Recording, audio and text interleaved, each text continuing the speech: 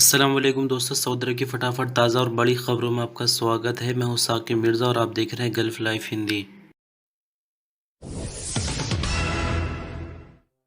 Morocco में Saudi consulate ने Mauritius से सऊदी शहरियों की वापसी के लिए स्पेशल फ़्लाइट का इंतज़ाम किया है। सबक न्यूज़ वेबसाइट के मुताबिक सऊदी कौंसलेट का कहना है कि मंगल को स्पेशल फ़्लाइट से सऊदी शहरी मॉरिशस से जद्दा पहुंचेंगे।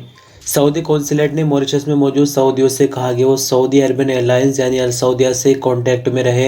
वैलिड टिकट होने पर अपने टिकट से सफ़र कर सकते हैं या अल सऊदिया की वेबसाइट पर जाकर नई तरह से टिकट की बुकिंग करा सकते हैं। आपकी जानकारी के लिए बता दें कि सऊदी मिनिस्ट्री ऑफ इंटीरियर ने इससे पहले मॉरिशस सहित कई अफ्रीकी देशों पर फ्लाइट के आने जाने के लिए पूरी तरह से पाबंदी ओमिक्रॉन वायरस की वजह से लगा दी थी।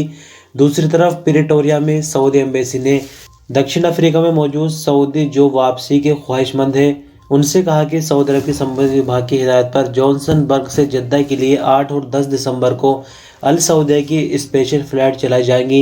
सऊदी एम्बेसी ने सऊदी अरब वापसी के ख्वाहिशमंद सऊदियों से कहा कि वो दक्षिण अफ्रीका में अल सऊदिया की वेबसाइट से जद्दा के लिए वापसी का टिकट खरीद सकते हैं या जॉनसनबर्ग में अल सऊदिया के दफ्तर से कॉन्टैक्ट करके टिकट ले सकते हैं।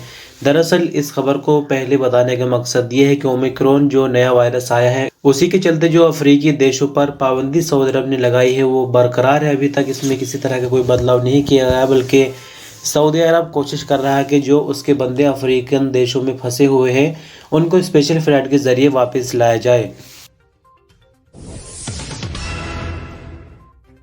सऊदी अरब के शहर जद्दा में फार्मूला 1 रेस खत्म हो गई है, लेकिन यहाँ आपको बता दें कि बहुत ही ज़बरदस्त तरीके से रेस का फाइनल हुआ है, यानी आखिरी दिन ज़बरदस्त तरीके से आतिशबाजी वगैरह हुई है। साथ ही जो सऊदी एयरफोर्स है उसने आसमान में अपने रंग बखेरे हैं। ब्रिटिश राइडर लुइस हैमिल्टन बेहतरीन परफॉर्मेंस के साथ सबसे टॉप पर रहे। दूसरे नंबर पर आने वाले राइडर मैकिस वेरस्टैपिन, जबकि तीसरे नंबर पर वालेरी पोटास है। इस मौके पर सऊदी अरब के स्पोर्ट्स मिनिस्टर प्रिंस अब्दुल अजीज बिन तुर्की अल फैसल ने क्राउन प्रिंस मोहम्मद बिन सलमान बिन अब्दुल अजीज का शुक्रिया अदा किया। उन्होंने कहा कि क्राउन प्रिंस मोहम्मद बिन सलमान की फार्मूला 1 रेस में आना सबके लिए प्राउड मोमेंट है। प्रिंस मोहम्मद बिन सलमान हर तरह से सऊदी अरब को आगे बढ़ा रहे हैं और सऊदी अरब का नाम दुनिया में रोशन कर रहे हैं, चाहे वो खेलों का फील्ड हो या फिर कोई और हो। उनकी लीडरशिप में हर तरह का सेक्टर तरक्की कर रहा है। सऊदी अरब में अबशिर प्लेटफॉर्म के मार्केटिंग डायरेक्टर तारिक अल हमीद ने कहा कि अबशिर एप्लीकेशन में जल्द ही ऐसे लोग जो कि देख नहीं सकते या कुछ हद तक देख सकते उनके लिए एक नया फीचर ऐड किया जाएगा। अखबार 24 के मुताबिक तारिक अल हमीद ने रोजाना चैनल के स्पेशल प्रोग्राम में इंटरव्यू देते हुए कहा कि इंजीनियर्स की मदद से अबशिर में नई सर्विसेज को बढ़ाया गया है। दृष्टिबाधित लोगों के सवालों को जवाब ऑटोमेटिक सिस्टम के जरिए दिया जाएगा। उम्मीद यह है कि आने वाले टाइम में इससे और भी लोग फ़ायदा उठा सकेंगे। उन्होंने आगे कहा कि अबशिर प्लेटफॉर्म के जरिए सर्विसेज को बढ़ाने का लगातार सिलसिला जारी है। साथ ही जो इसके यूज़र्स है उनकी तादाद भी लगातार बढ़ रही है। अबशिर प्लेटफॉर्म की मार्केटिंग डायरेक्टर ने कहा कि अबशिर के जरिए जो सर्विसेज दी जा रही है वो दुनिया भर में कहीं भी देखने को नहीं मिलेंगी। कुछ देशों में के एप्लीकेशन पासपोर्ट वगैरह को ऑनलाइन करने के लिए जारी की गई है, लेकिन अबशिर के जरिए जितनी सर्विसेज सऊदी अरब के अंदर आम लोगों को दी जा रही है वो दुनिया भर में कहीं भी नहीं है। सऊदी अरब के पासपोर्ट एंड इमिग्रेशन डिपार्टमेंट यानी जवाज़ात से अजनबी वर्करों के द्वारा 2 तरह के सवाल किए गए हैं। पहले सवाल पर थोड़ी सी बात ये करेंगे कि इकामा और वीज़ा को लेकर, यानी कि कुछ ऐसे भी लोग हैं अभी जिनके 30 नवंबर के बाद इकामा और वीज़ा को नहीं बढ़ाया गया है। तो ऐसे में पूछा गया है कि क्या अब कफील के ज़रिए इकामा और वीज़ा को बढ़ाया जाएगा। तो उस पर जवाज़ात कह रहा है कि अभी यानी कि आहिस्ता आहिस्ता सभी लोगों के इकामा और वीज़ा को बढ़ाया जा रहा है और जिन लोगों के अभी तक नहीं बढ़े हैं उनके अपने आप ही बढ़ जाएंगे, कुछ भी करने की ज़रूरत नहीं होगी। लेकिन यहाँ मैं आपको बता दूं कि जैसे कि आज 7 दिसंबर है और आप 10 से 1 दिन और इंतज़ार करके देख लीजिए, अगर फिर भी इकामा और वीज़ा नहीं बढ़ता है तो फिर कोई ना कोई मुश्किल ज़रूर है। और जहाँ तक रही बात जवाज़ात की, तो जैसे कि 31 जनवरी तक वीज़ा और इकामे की डेट बढ़ी है, तो जवाज़ात से अगर कोई बंदा 28 जनवरी को भी सवाल करेगा तो जवाज़ात इसी तरह का जवाब देता है कि सबकी वीज़ा और इकामे की वैलिडिटी आहिस्ता आहिस्ता बढ़ेगी।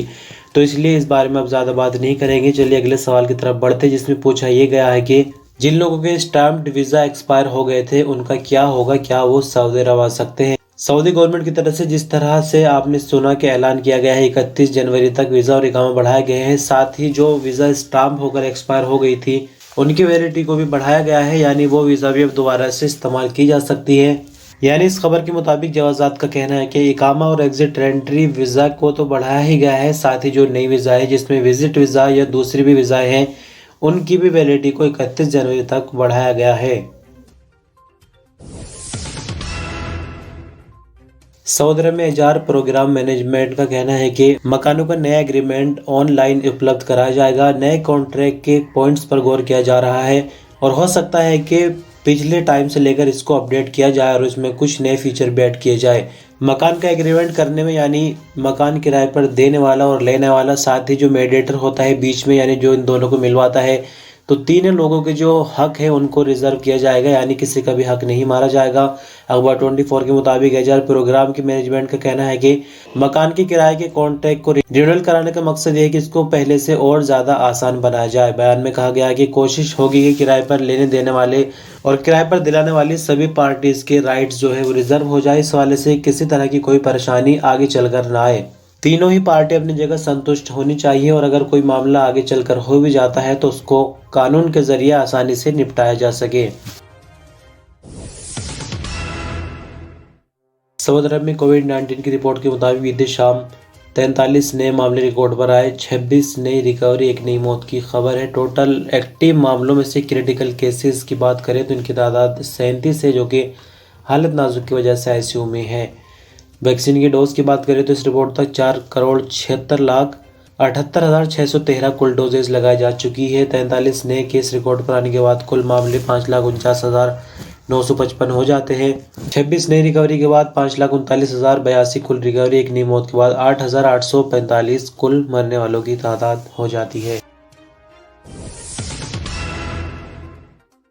सऊदी अरब के क्राउन प्रिंस और डिफेंस मिनिस्टर मोहम्मद बिन सलमान जद्दा में फार्मूला 1 रेस के फाइनल में हिस्सा लेने के बाद गल्फ देशों के सरकारी दौरे पर निकल गए हैं और इन दौरे की शुरुआत ओमान से हुई है। दरअसल आपको बता दें कि जीसीसी ग्रुप यानी गल्फ कोऑपरेशन काउंसिल में जो देश शामिल हैं उनके सरकारी दौरे पर मोहम्मद बिन सलमान निकले हैं और सबसे शुरू में सल्तनत ओमान पहुंचे हैं। दरअसल आपको बता दें कि अल अखबारी न्यूज़ के मुताबिक सल्तनत ओमान के राजा सुल्तान हैसम बिन तारिक ने सऊदी क्राउन प्रिंस का ओमान पहुंचने पर बेहतरीन स्वागत किया है। इस हवाले से हमारे पास एक वीडियो है, चलिए आपको वीडियो दिखाते हैं।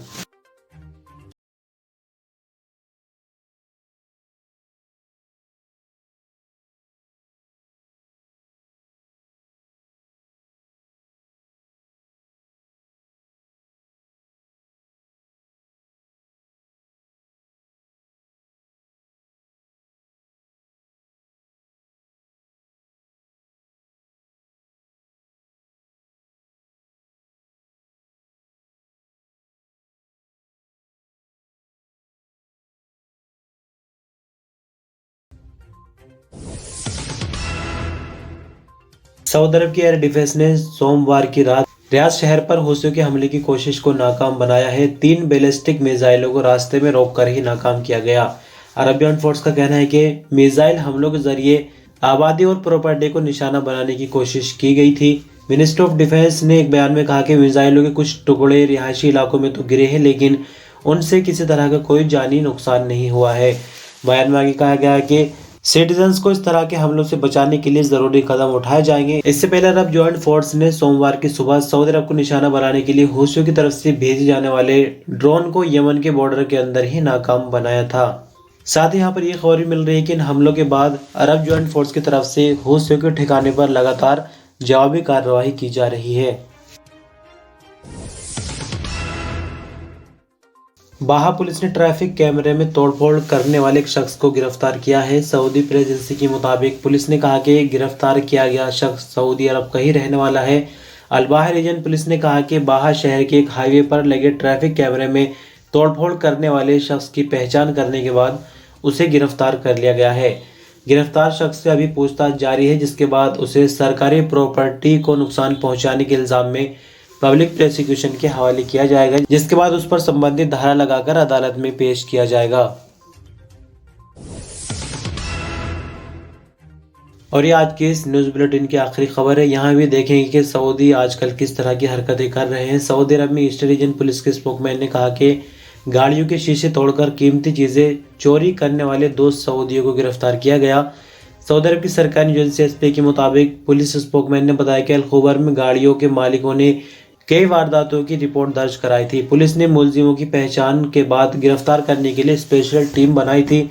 पुलिस स्पोकमैन ने बताया कि वारदात करने वाले दोनों सऊदी हैं, उन्हें पब्लिक प्रोसिक्यूशन के हवाले कर दिया गया है। तो देख सकते हैं किस तरह से आखिर की जो दोनों खबरें हैं सऊदियों के द्वारा ही अंजाम दी जा रही है। यानी पहले सुनने में यह आता था अक्सर के पाकिस्तान, बांग्लादेश वगैरह वगैरह, कभी कभी सुनने में आता है कि इंडिया के बंदे ने भी कोई हरकत की, लेकिन अभी तो किसी और की ज़रूरत नहीं, सऊदी के बंदे ही काफ़ी है इस तरह के घटिया काम करने के लिए। बहरहाल दोस्तों, ये आज की इस न्यूज़ बुलेटिन की आखिरी खबर थी।